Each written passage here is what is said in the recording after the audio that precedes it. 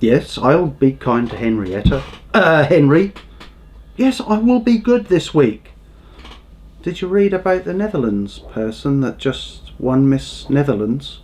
I'll say no more, do your research. Anyway, this week, it's a Starsky and Hutch, theme. So I reckon, hang on, lights. A genuine 1970s light as well off the top of a Starsky and Hutch car. Come on, Mr. Henry, Miss Netherlands. Let's start.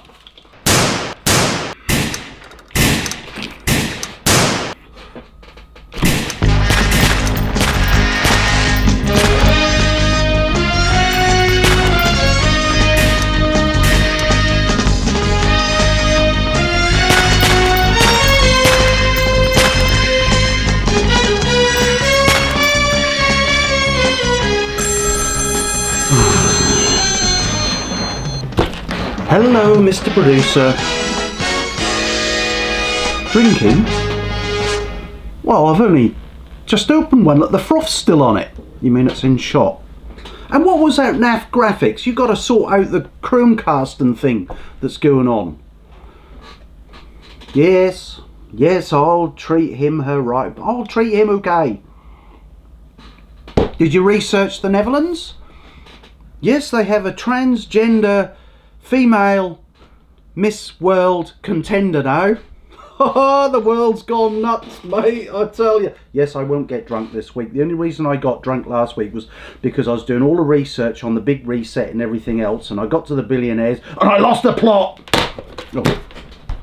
So, that's it. Now, Henry, I'm going to be good to you this week. So, my darling, pull your knickers up, do your bra up, and let's cue the titles. Well, today, Gary, look at Bill Gates. Yes, the king of grain, the king of vaccines, the king of all he's of A's. Is he really in it for us, or is he just in it for the cash and for himself? After all, he's a billionaire. And then we go on Food for Thought. Maybe it's a little bit more about Bill Gates. And then we're going to look at the review this week. It's a different way round this week. We're going to give you a little bit light section right in the middle. And then we're not going to do Before They Die, because we did that with Bill Gates. Oh my God, this is insane. And then we're going to have a look at the historical news segment, which is Gary's favourite. And hopefully this week he won't take too long and we'll get on. Hey! So today we're going to have a look at Bill Gates. I've done some notes. I'm just going to run a little video in a minute that someone made that's a little bit famous. But anyway, so basically Bill Gates is worth over 133 billion US dollars. We're back to the billionaires, aren't we? Now, we all know that he started Microsoft, or co-founded Microsoft software company. I mean, yeah, good on him on that one. I mean, I run my Microsoft on here. Every PC I've ever had over the last 30 years has got Microsoft in it. So he's repeat business somewhere down the line. Now, I've had a quick look at the grains. He's involved in grains and stuff in the world now. I mean, that man sticks his nose in absolutely everything, doesn't he? He did the vaccine thing. He made a fucking shitload of money from vaccines.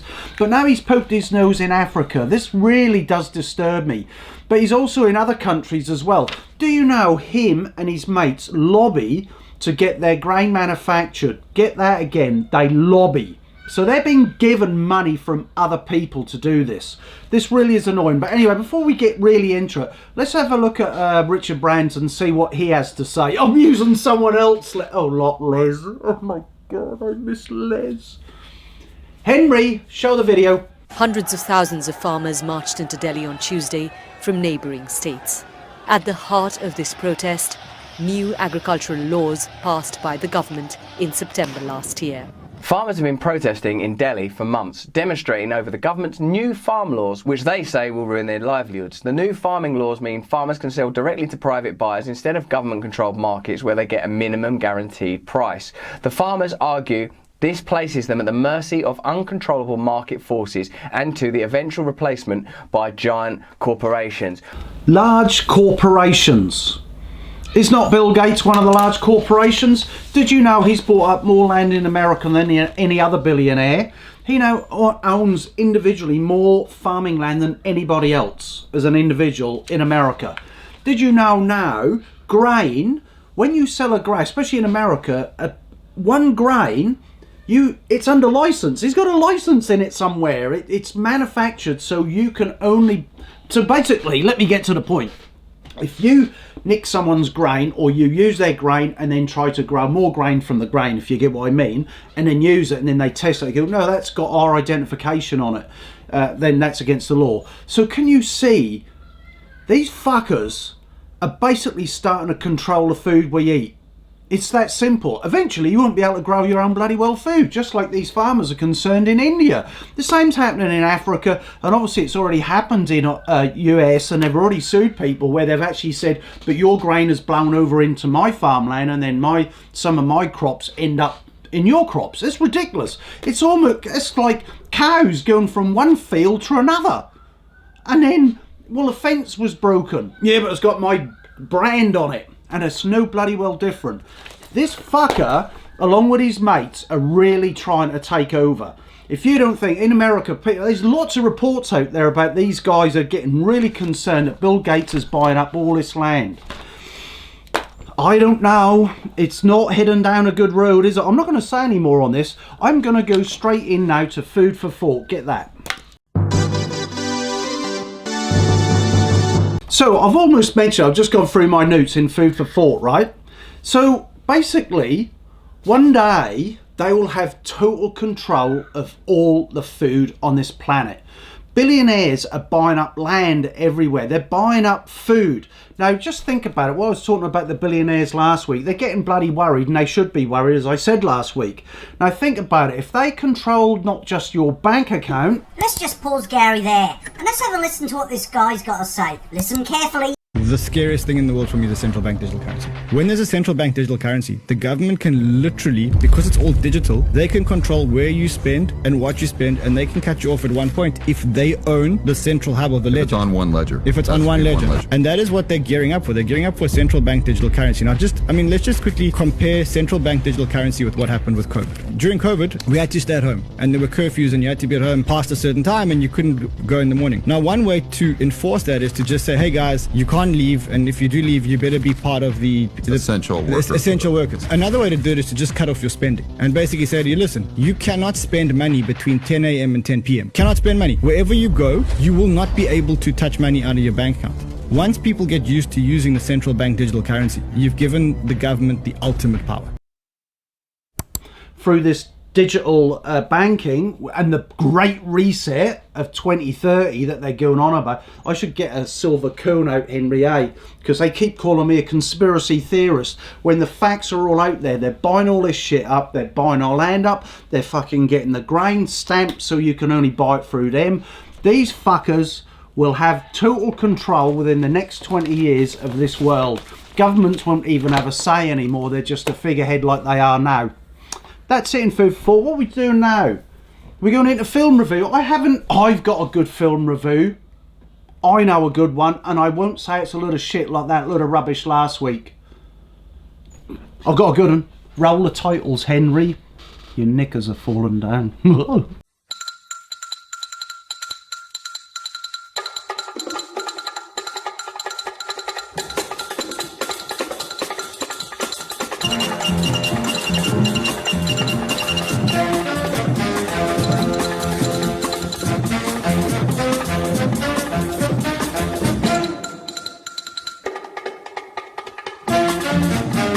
So today's film review is Muscle Mayhem. Now it's on Netflix. Let's have a quick look. Do you know, in the Addams Family, they called someone It. Have a look, research it. I'm sorry you want to be called they. It's no different than It. It is they. It's the same thing. It's still a bloody label. Anyway, Henry, just show us a little bit of the trailer. I was waiting for the film then. What? I remember the producer says, hey, I'm gonna make you guys stars. You guys are gonna make a lot of money. American Gladiators, you know that TV show where people supposedly get to test their strength against a bunch of hulks? Nothing was staged ever. So let's have a look at it. I mean, basically that was a really good doco. I mean, I watched the English version in sort of mid-late 90s and it was quite good. It was just entertainment, that was all it was. But the actual contestants were real people getting beaten up. But then you have to look back on it, that these early guys in the American version got bloody seriously beaten up. There's a revolving door. Injury out, injury out. And it goes through the whole process, through the whole episodes. It's worth it. I mean, if you're not into the American Gladiator, I've been drinking a bit too much now. I'm slurring. So anyway, basically, if you weren't into it, it doesn't matter. I mean, it was actually still a very good doco. So it's worth having a look at, and it's on Netflix. So give it a whirl, boys and girls. It goes into the scene and what they went through, and you see what they're up to now, or some of them, not all of them. I mean, I felt sorry for the cyclist. She was 6'2", big, tall, lanky girl, smack, and you see it. Ankle gone, and then they kicked her out. So it's actually worth watching. Anyway, that's it on the film review today. Now I'm going to have a look. Gazzers nostalgia section, because I've not overrun on my time, but I'm looking forward to it. What? Okay. It's a good one. Not that I know what it is yet, bloody hell. Hey Henry, you're a bad influence on me. My bloody knickers are really cutting in. I just switch this one. Your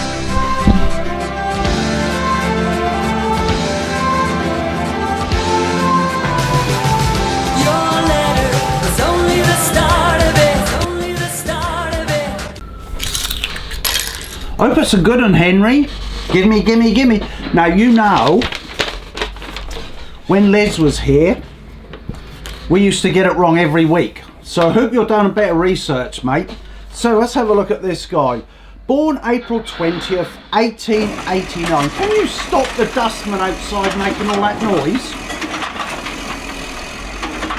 My beer bowls! Ah!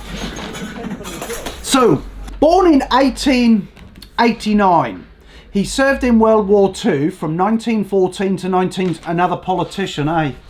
They do it, eh? 1914, 1920. In 1919, he joined the DAP. Well, sounds like an interesting party. Appointed leader of the new party name in 1921. Sorry, Les. Henry. Got that wrong. DAP. The DAP. Bear with me, folks. I'm just looking at this. DAP. Who are the DAP? The DAP. It's a German Workers' Party, mate. And they changed their name to the Nazi Party in 1929. In 1933, he took total control. I'll get where this is heading, Les. Henry. It's fucking Adolf Hitler. My God, man. Adolf Hitler. What that man did to that country. He took total control of the banking. He took total control of the media. And all of the food. Man, don't walk out the room. You come back in here. The man brainwashed the country, right? He then even brainwashed all the kids, the Hitler Youth, everything. He really was a nasty piece of work. And he had total control of what was said during the schools. Fuck, that rings a bell, eh? Not everyone that wears a uniform can be a dictator. Sorry, Adolf Hitler. Nah. Nice catch in that haircut of yours. That's it for this week, folks. Let's just do a recap or something. I don't know. I think I got an ice cream. Anyway, that's it all for this week, folks. Hope you've had a good one. We're just going to finish with a couple of moves, and let's have a look at little Beyonce, bless her, and one of her latest songs in a completely ridiculous outfit. But first, I gotta read you.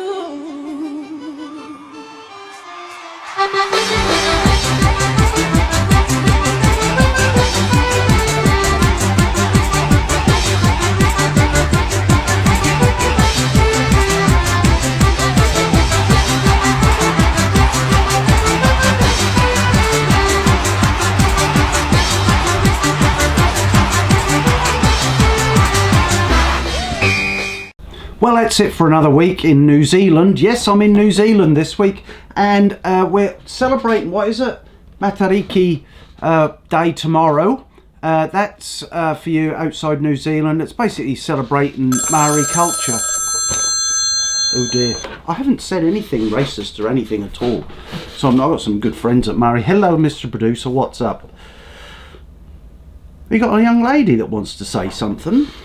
I hope you're vetted her, because you know this has not gone well this week. That Hitler thing with Henrietta there was just well out of order. I know it had a point, but it was still out of order. So you want her, you got her, you had her. You naughty man, you. Okay, roll VT as they used to say. Goodbye folks, see you next time. Ta-das. It's probably time that every single New Zealand citizen starts to identify as Māori. That is, of course, if you want to be treated equally in this country, because New Zealand has introduced a new priority checklist for surgeries that include giving points to people who are Māori or Pacifica. Surprisingly, you can simply identify as Māori to get preferential surgery. That's right, New Zealand has decided to base your healthcare on your race rather than your need. It's not racist, though, because of the historic negative outcomes for Māori. However, the minute you start to suggest that negative health outcomes are because of obesity, smoking and alcoholism, you are now a racist. So, the science doesn't matter, simply ideology. The good news is that according to the current Prime Minister of New Zealand, you can simply identify as Māori. So if you have a sick white grandparent, you may want to start encouraging them to begin working on their self-identification checklist. That is, of course, if you believe in equality. Oh, good.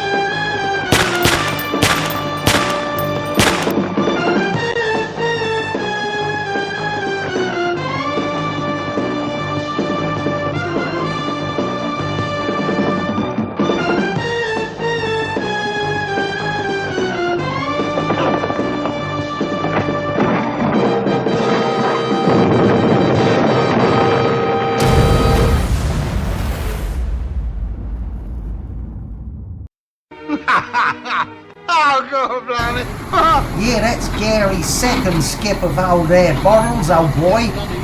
Yeah, get at him, you digger. Diggers.